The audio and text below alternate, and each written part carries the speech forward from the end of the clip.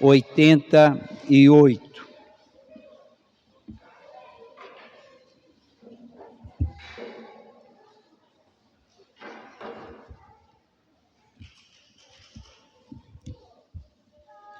Salmo 88. Mantenha sua Bíblia aberta.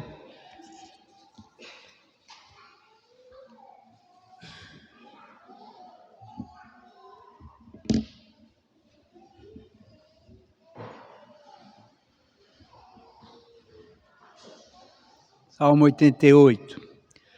Cântico, Salmo dos filhos de Corá, ao mestre de canto para ser cantado com cítara. Salmo didático de Emã, israelita. Ó Senhor, Deus da minha salvação, dia e noite clamo diante de Ti. Chegue à Tua presença a minha oração. Inclina os ouvidos ao meu clamor, pois a minha alma está farta de males e a minha vida já se à beira da morte. Sou contado como os que baixam a cova, sou como um homem sem força, atirado entre os mortos, como os feridos de morte que jazem na sepultura, dos quais já não se te lembras, são desamparados de tuas mãos. Puseste-me na mais profunda cova, nos lugares tenebrosos, nos abismos. Sobre mim pesa a tua ira, tu me abates com todas as tuas ondas. Apartaste de mim os meus conhecidos e me fizeste objeto de abominação para com eles. Estou preso e não vejo como sair. Os meus olhos desfalecem de aflição. Dia após dia, venho clamando a Ti, Senhor, e Te levanto as minhas mãos. Mostrarás teu prodígio aos mortos, ou os finados se levantarão para Te louvar? Será referida a Tua bondade na sepultura, a Tua fidelidade nos abismos? Acaso nas trevas se manifestam as Tuas maravilhas, e a Tua justiça na terra do esquecimento? Mas eu, Senhor, clamo a Ti por socorro, e antemanhã já se antecipa diante de Ti a minha oração. Porque rejeitas, Senhor, a minha alma, e ocultas de mim o rosto? Ando aflito e prestes a expirar desde moço. Sob o peso dos Teus terrores, estou desorientado. Por sobre mim passaram as Tuas iras, os Teus terrores deram cabo de mim. Eles me rodeiam como a água, de contínuo a um tempo me circundam. Para longe de mim afastaste amigo, afastastes amigo e companheiro. Os meus conhecidos são trevas. Meus irmãos, nós vimos há 3 domingos, no Salmo 86, a confiança do servo do Senhor com o Senhor. No Salmo 87, nós vimos como que Deus prepara o seu povo e que Deus vai receber o seu povo em Jerusalém, na Nova Jerusalém, e que nós temos o nosso registro como se nascêssemos em Jerusalém, em Sião. E agora nós esbarramos com um salmo que é o salmo mais dolorido entre todos os salmos. Nós sabemos que o Salmo sempre traz essa visão de dor, de sofrimento, às vezes de perseguição, mas este é o Salmo mais dolorido de todos os Salmos. E na língua portuguesa ou na tradução, talvez ele não consiga expressar aquilo que está no hebraico, que é muito mais intenso do que aquilo que nós podemos ler aqui. E ele pode ser um apelo individual ou um apelo coletivo, Mais uma vez, nós não temos uma definição do período. Alguns pensam que o salmista está se referindo ao período em que ele estava no cativeiro. Esse título que tem o salmo, que fala que é de Emã, israelita, ele não se sabe bem o que isso significa, se é uma região ou se é a família, e esse nome, Emã, era um nome comum nesse período. Então, nós não temos assim muita coisa a falar quando desse salmo.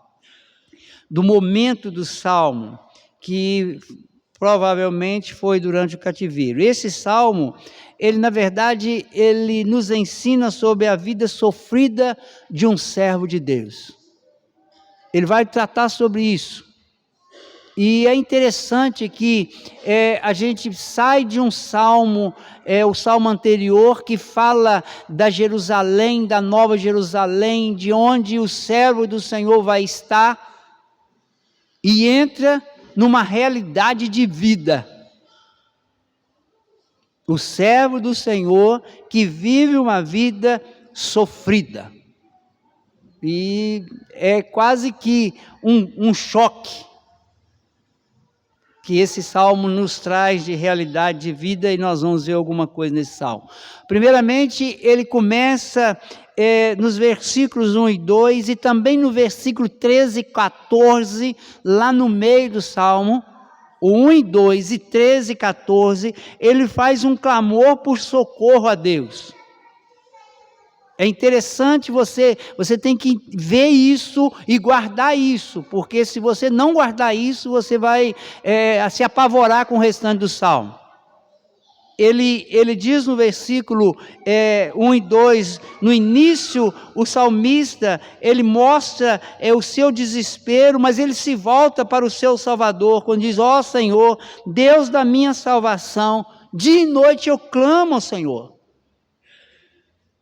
Ele entende que Deus é o Deus da sua salvação, mas ele está em angústia, ele está em profunda tristeza. Ele diz no versículo 2, chegue à tua presença a minha oração, incline os ouvidos ao meu clamor, o Senhor me ajude, o Senhor ouça. E ele vai dizer no versículo 13 e 14, mas eu, Senhor, clamo a ti por socorro, e antemanhã, ou seja, antes que o dia amanheça, já se antecipa diante de ti a minha oração. Porque rejeitas, Senhor, a minha alma, e oculta de mim o teu rosto? Por que o Senhor está rejeitando a minha alma? Meus irmãos, nós encontramos aqui um clamor por socorro.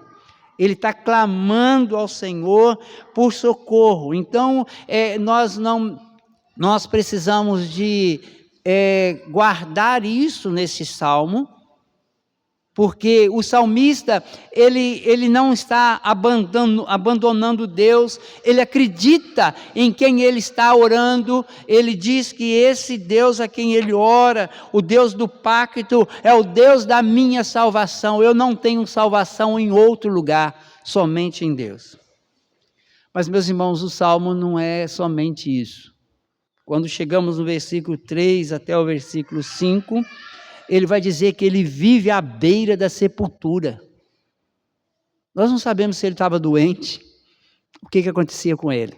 Mas ele diz que ele enfrentava talvez uma enfermidade, ou talvez ele estava falando do sentimento de alguém que não é cuidado por Deus. Preste bem atenção, ele pode estar doente, ou ele está dizendo, o Senhor não cuida de mim. Ele vai dizer no versículo 3, pois a minha alma está farta de males, a minha vida já se à beira da morte. Sou contado com que esbaixam a cova, sou como um homem sem força, atirado entre os mortos, como os feridos de morte. Meus irmãos, ele vai fazendo uma narrativa difícil até mesmo de se entender. Porque ele diz que ele está falando de um sentimento de alguém que não é cuidado por Deus. O Senhor também atirou no meio dos mortos. Eu estou à beira da morte. E ele vai dizer no versículo 5, dos quais já não te lembras. São desamparados das tuas mãos. Ele diz, os mortos são desamparados da mão do Senhor, e eu estou no meio desses mortos, essa é a minha situação. Então vocês reparem que é difícil a gente entender quando ele mostra essa situação dele como servo de Deus. Nós não estamos aqui tratando de alguém que não conhece a Deus, nem poderíamos, porque a palavra de Deus, isso é o servo do Senhor, que está falando com Deus, está conversando com Deus. Ele diz no versículo 1, ele ora a Deus, e ele está falando com Deus. Olha a minha situação, Senhor. Nós não sabemos. Talvez ele estivesse enfrentando uma enfermidade. Talvez ele estivesse enfrentando um abandono, um sentimento de abandono. Nós sabemos, irmãos, que Deus não abandona os seus servos. Nós vimos isso nos salmos anteriores. Deus não abandona os seus servos. Mas ele transmite essa ideia. Os versículos 9, de 6 a 9, ele vai falar da mão pesada de Deus sobre ele. Ele vai dizer no versículo 6, meus irmãos, ele acusa Deus. Olha o que ele diz no verso 6. Puseste-me na mais profunda cova, nos lugares tenebrosos, nos abismos, sobre mim pesa a tua ira. Ele acusa Deus de colocá-lo numa situação em que ele se encontrava de dificuldade. Ele acusa Deus. Foi o Senhor que me colocou nessa situação. Ele se volta para Deus e diz isso a Deus. No verso 7, ele vê a ira de Deus sobre ele. Ele vê, é a tua ira que está sobre mim. Tu me abateste com todas as tuas ondas. As ondas aqui, ele diz, o Senhor lançou a ira do Senhor sobre mim, como se fossem as ondas do mar que vão me embolando. O Senhor está irado contra mim. Os versículos 8 até o versículo 9, a primeira parte do versículo 9, ele não consegue explicar o motivo do que aconteceu com ele, do que está acontecendo com ele. Ele vai dizer no versículo 8, apartaste de mim os meus conhecidos, me fizeste objeto de abominação para com eles, estou preso, não vejo como sair, eu não tenho como sair dessa situação. Eu estou numa situação em que eu não consigo. E aí ele vai afirmar na primeira parte do versículo 9, os meus olhos desfalecem de aflição. Eu estou ficando desfalecido, tamanha é a minha aflição. Então ele diz que está à beira da sepultura, ele fala que a mão pesada de Deus está sobre ele, ele está sofrendo com tudo aquilo, e aí ele volta a fazer um clamor do fundo do coração dele. Ele vai fazer isso aí na segunda parte do versículo 9, quando ele começa, dia após dia, venho clamando a ti, Senhor, e te levanto as minhas mãos. Dia após dia eu estou clamando ao Senhor, dia após dia eu estou buscando ao Senhor, dia após dia eu estou orando ao Senhor. Aí ele vai dizer, mostrará teu prodígio aos mortos. Aí, meus irmãos, ele começa a partir do versículo 10, ele começa a implorar por socorro, e sabe que somente o seu Deus pactual pode mudar a sua situação. E ele começa a fazer, o Senhor vai, por acaso o Senhor vai mostrar a sua bondade àqueles que estão na sepultura? O Senhor vai mostrar a fidelidade do Senhor àqueles que estão no abismo, que já morreram? Acaso as trevas poderão observar as tuas maravilhas? Repare, meus irmãos, que ele vai falando das grandes coisas que Deus faz. Ele vai falando da fidelidade de Deus, da bondade de Deus, das maravilhas que o Senhor pode fazer, do socorro que Deus pode dar. Ele vai mostrando isso, mas ele está dizendo: o Senhor por acaso vai fazer isso depois que eu morrer? Depois que eu estiver na sepultura, como é que eu vou ver as maravilhas do Senhor? Como é que eu vou ver o Senhor me socorrendo, o Senhor sendo fiel para comigo? Então ele começa a tirar do mais profundo do seu coração um clamor a Deus, dizendo que é entre os vivos que Deus mostra as suas maravilhas. Não tem como Deus mostrar as maravilhas dele diante dos mortos. Meus irmãos, aqui ele não está dizendo que os mortos não serão ressuscitados, não é isso não. Ele está dizendo que ele queria ver a ação de Deus na vida dele enquanto ele estava vivo. Então ele faz um clamor aqui que brota do mais profundo do coração dele. E aí, meus irmãos, no versículo... Nós já falamos que no versículo 13 e 14, ele está repetindo o clamor dele, ele está repetindo o pedido de socorro que ele faz no versículo 1 e 2. Então ele retorna ao pedido de socorro no versículo 13 e 14. E no versículo 15 ao 18, ele vai dizer que a vida dele está numa longa escuridão. Ele estava dizendo que... Ele confessa que tem vivido com as sombras da morte, ameaçando desde os dias da sua mocidade. Repare, meus irmãos, que o sofrimento dele é de longo tempo. É uma vida de sofrimento.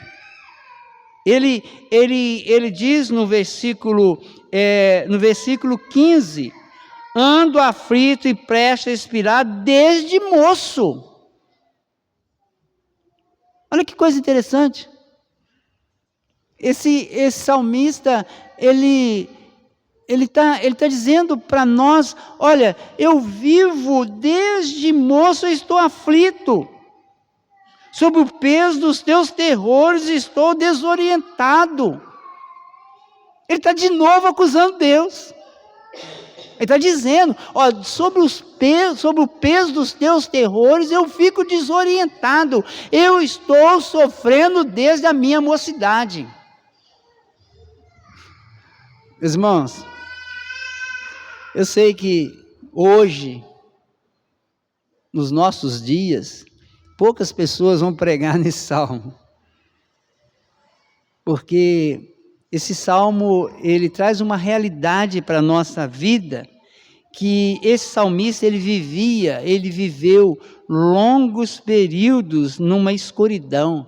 Ele vai viver no versículo 16, pois sobre mim passaram as tuas iras, os teus terrores deram cabo de mim. Eles me rodeiam como água, de contínuo a um tempo me circundam. Para longe de mim afastaste amigo e companheiro, e os meus conhecidos são trevas. Irmãos, se eu falei aqui no início, a gente não lê os versículos 1 e 2, o versículo 13 e 14, nós vamos achar que aqui nós estamos tratando de uma pessoa que não tem esperança nenhuma. Mas a esperança dele está nos 2 primeiros versículos que ele cita. Apesar de que ele sofre tremendamente, ele acha que ele está na beirada da sepultura, ele faz um clamor profundo, mas a vida dele foi uma vida longa na escuridão.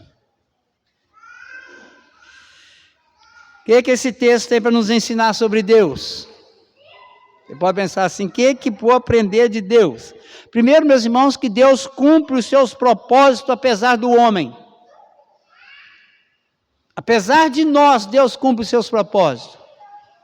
Era propósito de Deus que esse homem passasse pelo que ele passou. É propósito de Deus, às vezes, o nosso sofrimento. Nós, às vezes, achamos que o fato de sermos servos do Senhor Nós vamos viver uma vida num mar de rosas. Uma gíria. Viver uma vida no mar de rosas, isso não é verdade. Deus cumpre os seus propósitos apesar de nós. Se Deus tem um propósito na nossa vida, e que nós tenhamos que passar momentos ou longos períodos de sofrimento, Ele vai cumprir o seu propósito. Segunda coisa que nós aprendemos sobre Deus: Deus é soberano até no sofrimento humano. Ele é Senhor até no nosso sofrimento. Deus é soberano até no nosso sofrimento. Não tem essa de que se eu estou sofrendo, Deus vai se mover misericordiosamente por causa do meu sofrimento. Deus se move misericordiosamente conforme a sua misericórdia, não conforme o meu sofrimento. Ele pode agir e me livrar do sofrimento? Pode. Mas também Ele pode me manter no sofrimento. Se esse for o propósito dEle. Porque Ele é um Deus soberano. Terceira coisa que nós temos que aprender sobre Deus: a bondade e fidelidade de Deus não são limitadas pelo nosso sofrimento. Nós temos uma tendência de achar que Deus deixou de ser bom e Deus deixou de ser fiel porque eu estou sofrendo. Deus não é bom, eu estou sofrendo, então Deus não é bom. Meus irmãos, Deus é o que é. Não importa o que nós estamos passando na nossa vida. Não importa o que venhamos a passar, Deus é o que é, Deus não muda. Se Deus é misericordioso quando Ele te abençoa com alguma coisa, Ele é misericordioso também quando Ele te deixa passar por algum momento de sofrimento, de dor. Não importa, Ele é o que é.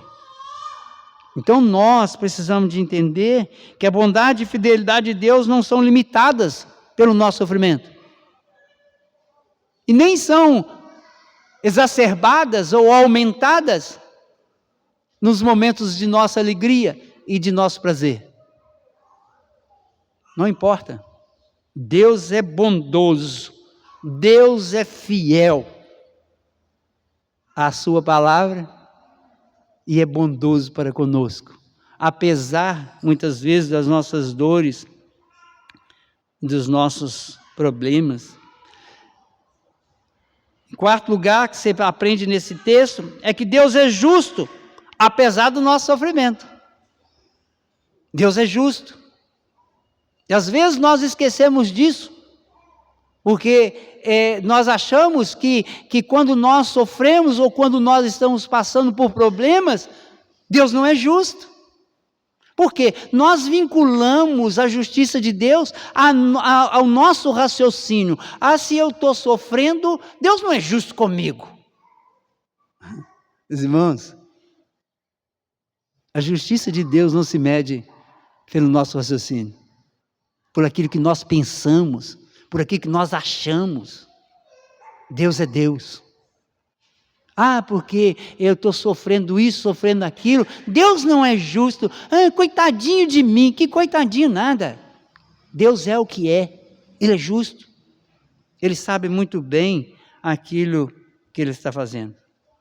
Esse texto, meus irmãos, nos ensina algumas coisas sobre nós, os seres humanos, que é muito importante para nós. Primeiro, que o homem em Cristo também sofre. Mas ele tem que buscar o Senhor. Esse homem, ele temia a Deus. Esse homem era um servo de Deus. Ele começa: ó Senhor, Deus da minha salvação. Ele não está dizendo que ele tinha salvação em algum outro lugar, que ele acreditava na capacidade dele. Não, ó Deus da minha salvação. O Senhor é o Deus do pacto. O Senhor tem um pacto comigo. É o Senhor que me salva. Eu creio e sou do Senhor. É isso que ele está dizendo. A pessoa, meus irmãos, que não tem Jesus como Senhor da sua vida, ele não faz essa oração. Ele blasfema contra Deus. Aqueles que sofrem sem ter Jesus como Senhor da sua vida, eles blasfemam contra Deus, eles se iram contra Deus, eles acusam Deus. E você ouve muito isso por aí. Se Deus é justo, por que está acontecendo isso? Se Deus é bom, por que está acontecendo isso? Se Deus é amor, por que eu estou sofrendo aquilo? Acusam a Deus.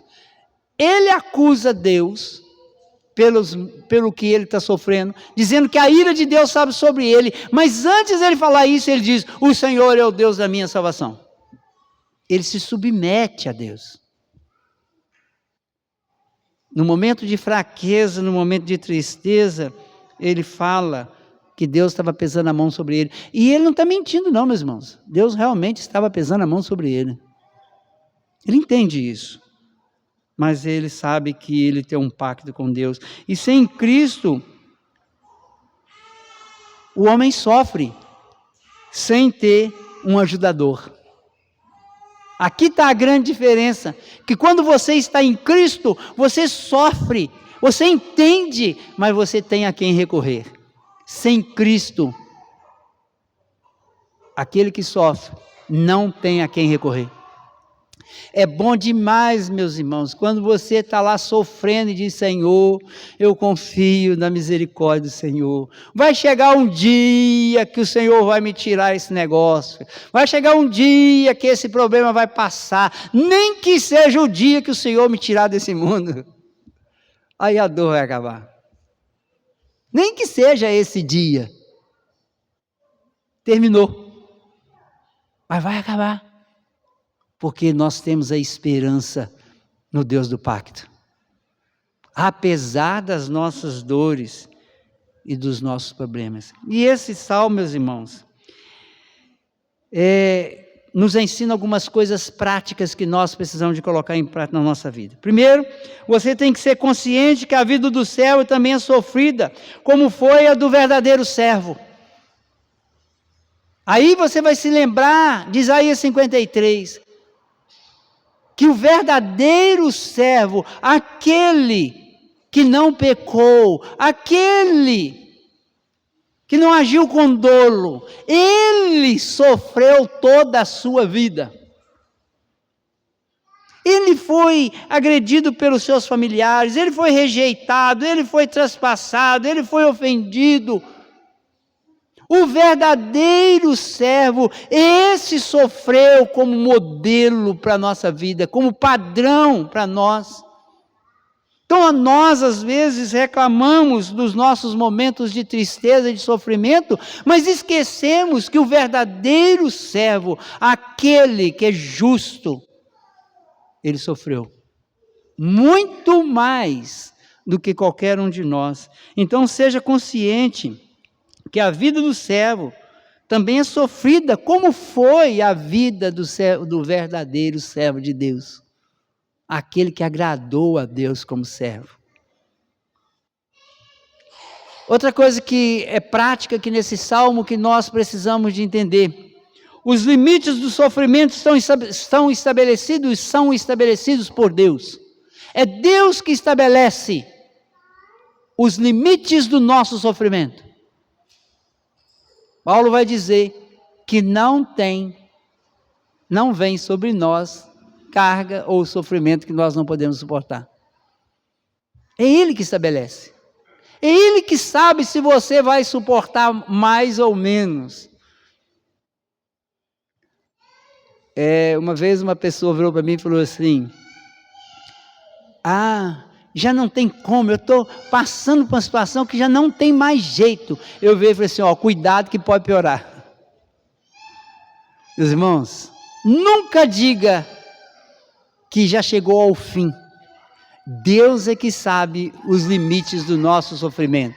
Deus é que sabe até onde nós suportamos e até quando Ele pode colocar sobre nós o sofrimento. É Ele que sabe.